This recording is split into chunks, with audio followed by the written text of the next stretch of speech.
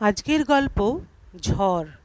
বাস স্ট্যান্ডে দাঁড়িয়ে বারবার ঘড়ি দেখছিল চন্দ্রিমা, আর মনে মনে বিরক্ত হচ্ছিল।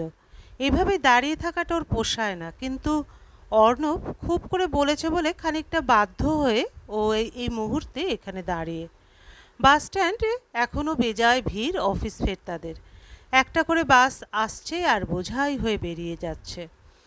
সানগ্লাসের ভেতর দিয়েও ও বুঝতে পারছিল বাসের অপেক্ষায় দাঁড়িয়ে থাকা প্রতিটা চোখ একবার করে ওকে ছুঁয়ে যাচ্ছে। ওর পরনে লাল টপ আর প্রিন্টেড লং স্কার্ট, তার সাথে মানানসই সাজ, লোকের দৃষ্টি আকর্ষণ করার মতোই। এসব ওকে খুব একটা ভাবায় না। ও জানে ও সুন্দরী না হলেও যথেষ্ট আকর্ষণীয়, আর সেটাই ওর বিশেষ যোগ্যতা। শুধু চেহারা নয়, বিদ্যেটাও যথেষ্ট আছে, কিন্তু সেই বিদ্যে দিয়ে একটা সম্মানীয় চাকরি জুটছে না।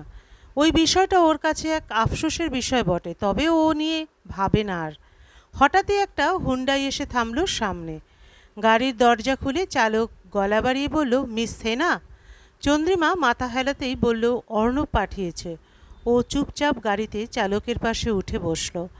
গাড়ি চলা শুরু করলো। ভেতরে এসি চলছে। চন্দ্রিমা বুঝতে পারছিল গাড়ির মালিকের রুচি বেশ উঁচু দরের, তবে ওর এসব বেশি ভেবে লাভ নেই। ও শুধুমাত্র টাকার বিনিময়ে সঙ্গদান করতে এসেছে সময়ের চুক্তিতে। চালক এবার বলল, এবার পরিচয়টা দেওয়া যাক, আমি সাগর। ও হাসি মুখে হাতটা বাড়িয়ে দিল হ্যান্ডশেকের জন্য। সাগর হাত মেলালো, তারপর একবার সামনের দিকে তাকালো। বলল, অর্ণব আপনার বন্ধু? পরিচিত? হুম। রাস্তাটা ভালো করে দেখে বলল, কিছু বলুন আপনার সম্পর্কে। না, ভাবছিলাম আপনিই প্রথমে কিছু বলা শুরু করবেন। যদিও কিছু সময়ের বন্ধুত্ব, তবু যদি আপনির দূরত্ব থেকে তুমিতে নামো বেশ হয়। চন্দ্রিমা হাসল ওর সাথীর কথা শুনে। এভাবে প্রথম কাউকে বলতে শুনল। এই পর্যন্ত যতজনের সাথে ও গেছে সবাই বিনা অনুমতিতেই তুমিতে নেমেছে, তারপর সেই পর্যায়ে নেমে গেছে যার কারণে টাকা খরচ করা। বেশ, তাহলে বলো কোথায় যাবে। ও উত্তর দিল, তোমার যেখানে ইচ্ছে। বেশ, তাহলে চলো লং ড্রাইভে যাওয়া যাক। চন্দ্রিমা অবাক হলেও মুখে কিছু বলল না, শুধু মন একবার প্রশ্ন করল, কেন এবার অন্য রকম হচ্ছে। ওর এক মন বলল, হয়তো ওকে ওর পছন্দ হয়েছে, তাই কিছুটা সময় ওর সাথে কাটাতে চাইছে। ওর আর এক মন তা নাকচ করে বলল, আসলে তা নয়, এ বেশি টাকা খরচ করেছে, তাই যেমন মন চাইছে করছে। শেষটা তো সেই বিছানাতেই। অবশ্য ওর যে খারাপ লাগে তা তো নয়, বরং খুব এনজয় করে। শুধু তো শারীরিক সুখ নয়, কিছু থোক টাকাও হাতে আসে। বেশ আয়েসে চলে যাচ্ছে জীবন। তোমার বেড়াতে কেমন লাগে? গাড়ি চালাতে চালাতে প্রশ্ন সাগরের। ভালো, সংক্ষিপ্ত উত্তর ওর। এই রাস্তায় আসার পর ওকে একটা কথা শিখতেই হয়েছে, ক্লায়েন্ট যেমন চাইবে তার মনোভাব বুঝে সেইভাবে উত্তর দিতে হবে। মানুষ বলে যে যেমন পরিবেশে বড় হয়, তার সেরকম স্বভাব গড়ে ওঠে। সেদিক দিয়ে দেখতে গেলে ওর এই স্বভাবের সমর্থন ওর বাড়ির পরিবেশ মিলবে না। বাবা বেশ ভালো চাকরি করতেন আর মা নৃত্যশিল্পী। বাবার ব্যাপারে অতীত শব্দ ব্যবহার করার কারণ, উনি অনেক দিন ওদের সঙ্গে থাকেন না। অনেক দিন পর্যন্ত ওর ধারণা ছিল ওর বাবা মা আলাদা থাকার বাবার কোনো ভয়ঙ্কর দোষ যা মা সহ্য করতে পারেনি। তাই মা কষ্ট করে নাচের স্কুল চালিয়ে ওকে মানুষ করছে। এটা ওর কাছে খুব গর্বের বিষয় ছিল এতদিন। কি হলো, আবার চুপচাপ হলে যে?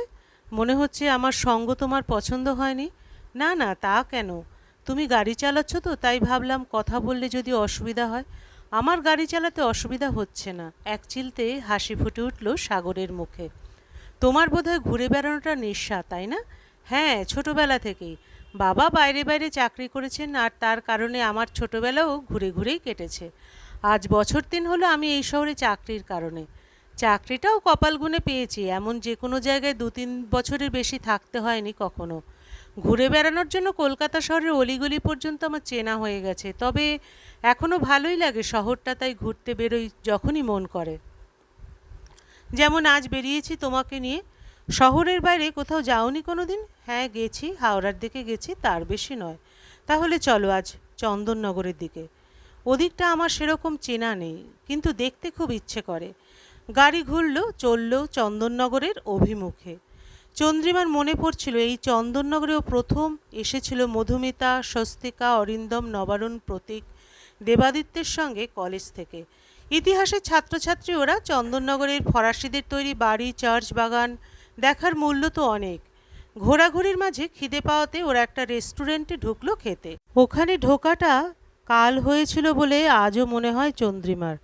দরজা দিয়ে অন্তরঙ্গভাবে এক অচেনা পুরুষকে জড়িয়ে ধরে ও বেরোতে দেখেছিল মাকে। চোখাচোখি হয়েছিল তার সাথে।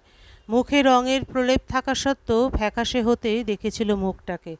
সঙ্গী পুরুষটাকে অবশ্য চিনতে পারেনি।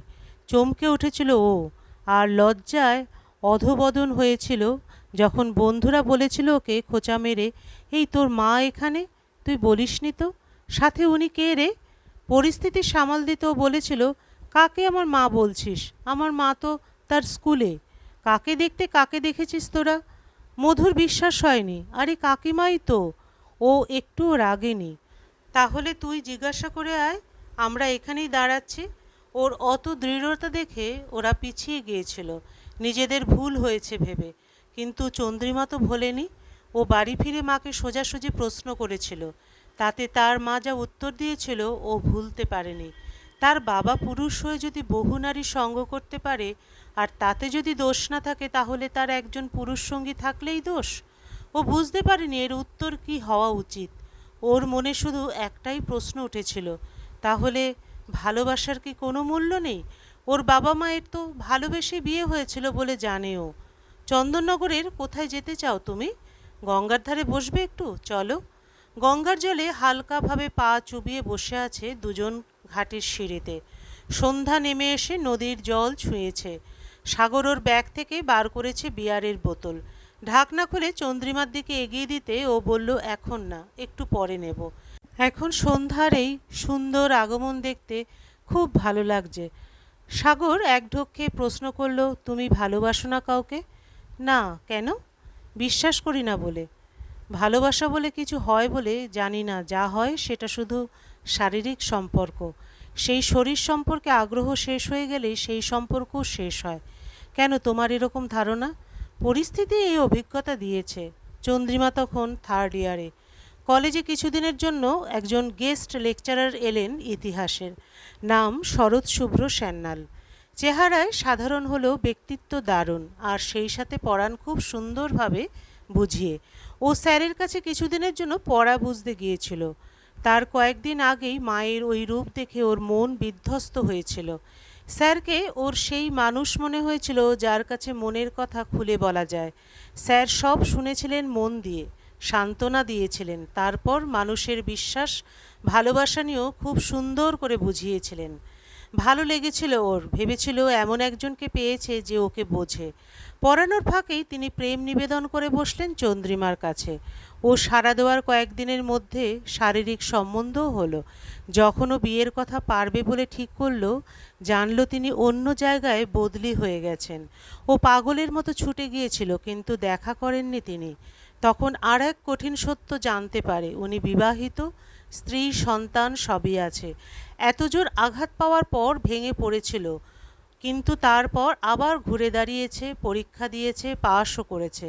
বাড়িতে চন্দ্রিমার ভালো লাগতো না, কিন্তু কোথায় বা যাবে? কলেজ ছেড়ে এবার ইউনিভার্সিটিতে ভর্তি হলো। প্রথমবার ভালোবেসে ঠকার পরেও ও আবার প্রেমে পড়ল। এবার ওর ইউনিভার্সিটির ক্লাসের এক ছেলের সাথে বেশ জমে উঠল প্রেম। বিয়েও করলো ধুমধামের সাথে। মা যেমনই জীবন কাটাক না কেন, ভালো খরচ করেই বিয়ে দিল। কিন্তু নতুন স্বামী তখনও সেভাবে চাকরি জোটাতে পারেনি। এক জায়গায় চাকরি হওয়ার কথা হলো, কিন্তু খরচ করতে হবে বেশ। টাকা না দিতে পারলে কাজটা হবে না। টাকার সমস্যা জেনে যারা চাকরি দেবে ভেবেছিল, তারা তখন টাকার বদলে আর একটা জিনিস চেয়ে বসলো। চন্দ্রিমার স্বামী তাকেই তুলে ধরলো ওদের সামনে চাকরির জন্য। চাকরি দেওয়ার শর্তে ওরা ওকে ছিঁড়ে ফেলেছিল। স্বামীর মনের ইচ্ছেটা দেখে ও ঘৃণায় মুখ হয়ে গিয়েছিল। ছিটকে সরে এসেছিল সেই সম্পর্ক থেকে। ফিরে যেতে চায়নি আর মায়ের বাড়িতে। কিন্তু বেঁচে থাকতে গেলে টাকা লাগে। ভদ্রস্থ চাকরির চেষ্টা করে যখন সেরকম কিছু পেল না, সেই সময় অর্ণব খুব সাহায্যে এসেছে। অর্ণব ছিল স্বামীর বন্ধু। ও পরিষ্কার বলেছিল, এক সময় তুমি কিছু নেকড়ের সামনে খাদ্য হয়েছ কারোর চাকরির জন্য, আজ তাকেই তুমি কাজে লাগাও তোমার জীবনযাপনের জন্য।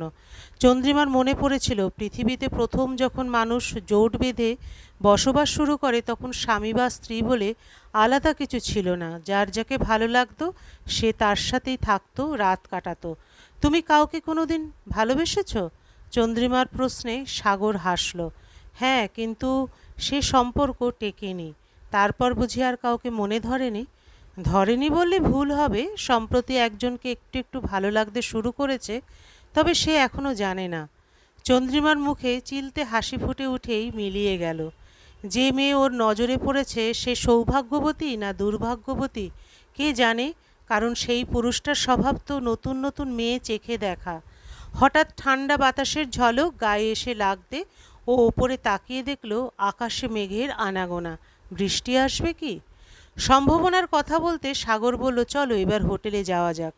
চন্দ্রিমা জানে আর ঘণ্টাখানেকের মধ্যে ওর ছুটি। রাত বাড়ছে, ফিরে গিয়ে আজ আর কিছু বানাতে ইচ্ছে করবে না। আজও কোনো হোটেল থেকে রাতের খাবার নিয়ে ঢুকবে। কিন্তু যে কাজের জন্য সাগরের টাকা খরচ করা, ও তার ধারপাশ দিয়ে না গিয়ে খাবার অর্ডার দিল চন্দ্রিমার পছন্দ মতো। খাওয়া শেষ হলে ও সিগারেট ধরিয়ে খানিক জানলার বাইরে আনমনা হয়ে চেয়ে রইল। চন্দ্রিমা বুঝতে পারছিল না সাগরের মনের মধ্যে কি চলছে। হঠাৎ ও জানলা থেকে ঘুরে ওর দিকে তাকিয়ে বলল, হেনা, আজ যদি তোমাকে বন্ধু করতে চাই আপত্তি করবে কি? চন্দ্রিমা অবাক হয়ে সাগরের মুখের দিকে তাকিয়ে রইল। এ আবার কী ধরনের প্রশ্ন? ও বলল, আমি জানি তুমি আমার কথাটা বোঝোনি। আমি বুঝিয়ে বলছি। আমি পুরুষ হলেও পুরুষত্বহীন। এই কারণে আমার ভালোবেসে বিয়ে করা স্ত্রী আমার সঙ্গ ত্যাগ করেছে। তাকে দোষ দিই না। আমার চাকরিস্থলে, বন্ধু মহলে, সমাজে প্রতিপত্তি খুব, কিন্তু মনের দিক দিয়ে খুব নিঃস্ব হয়ে গিয়েছে। একজন মনের মতো সঙ্গী খুঁজেছি অনেক দিন ধরে, যে আমাকে বুঝবে, কিন্তু পাইনি। তুমি কি হবে আমার সেই রকম সাথী? করাত করে বাজ পড়ল কোথাও। চন্দ্রিমা চমকে জানলার বাইরে তাকিয়ে দেখল ঝড় শুরু হয়েছে। সেই সাথে বড় বড় ফোঁটায় বৃষ্টি, আর একই সাথে ওর মনের মাঝেও। কি করবে ও এখন? সাগরকে ও বন্ধু হিসেবে গ্রহণ করবে নাকি তিরস্কার করবে? গল্পের সমাপ্তি এখানেই। আবার দেখা হবে পরবর্তী আরেকটি গল্পের সাথে।